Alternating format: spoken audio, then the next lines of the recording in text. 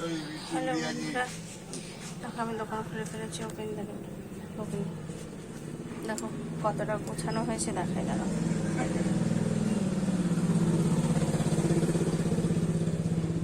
দেখো এখানে কে দাঁড়িয়ে আছে, দেখো কাকা দাঁড়িয়ে আছে দোকানের সামনে। দেখো দোকান গোছানো হয়ে গেছে, কমপ্লিট সব। দেখো আটা মাখতে বসছি, ঠিক আছে।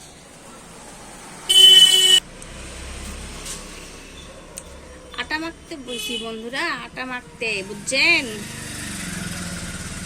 আমি এখন আটা মাখতে বসি। দোকান তো খুললেই ফেলাইছি, এরপরে আটা মাখতে বসি, বুঝছেন? আটাটা মাখুম, তারপরে এসে রুটি বানামু। রুটি বানানোটা আপনাদের সাথে শেয়ার করুমি ঠিকই, তাই না? আটা মাখানোটা যদি শেয়ার করা পারি তাহলে রুটি বানানোটা শেয়ার না করার কি আছে। আমি একদিকে রুটি বানাই, একটা দোকান আছে আমার ছোট্ট, এই ছোট্ট দোকানের মধ্যে রুটি, তরকা, চানা এইসবই পাওয়া যায়, জানেন তো, সবটাই পাওয়া যায়।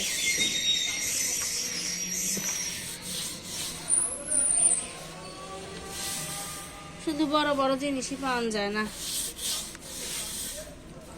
রুটি, তরকা, চানা এইসবই আমার দোকানে বিক্রি হয়। যারা যারা মনে করবেন আমার দোকানে এসে খাইবেন রুটি, তরকা, চানা, আইতে পারেন, কোনো অসুবিধা নাই।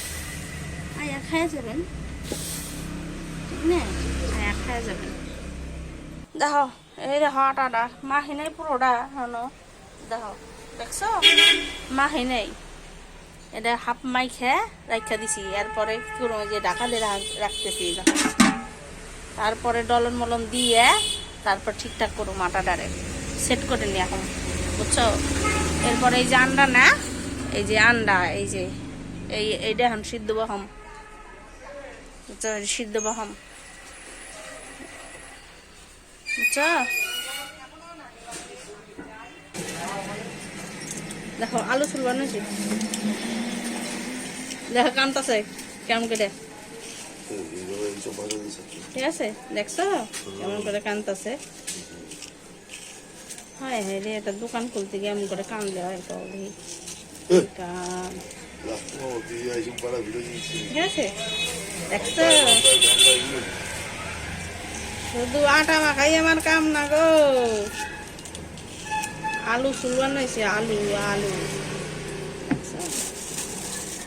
দেখামনি আরো কত কি করন লাগে, দেখো।